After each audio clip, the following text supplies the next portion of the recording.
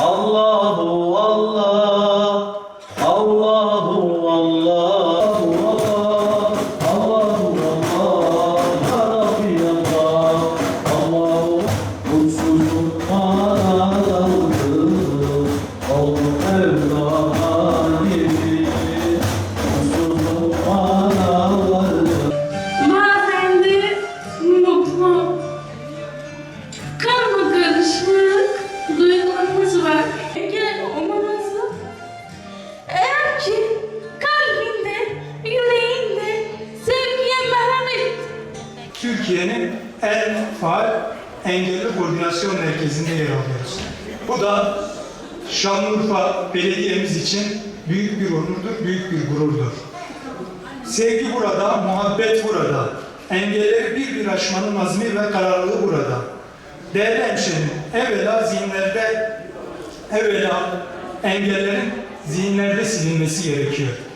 Mesele insan olunca, mesele insanın gönlüne dokununca her şey değişiyor. Buradaki başarıları gördüğümüzde şöyle düşünüyoruz. Aslında engel fizikte değil, engel canda değil, engel düşüncededir. Engeller düşüncelerdedir.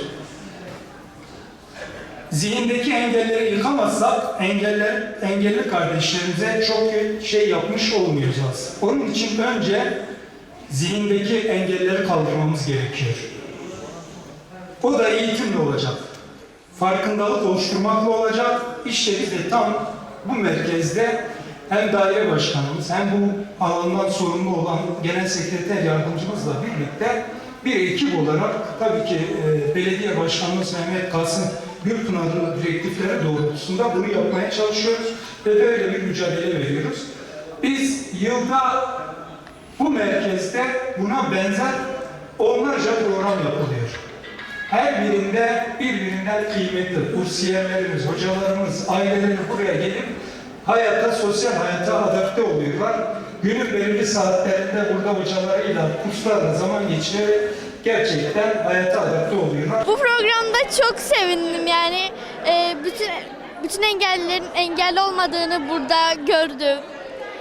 Ki zaten biz hepimiz engelli bireyler olarak aslında bir engelli değil, hepimiz normal insanlarız.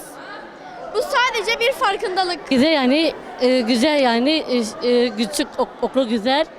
Yani çok seviyorum, yani sizi çok seviyorum.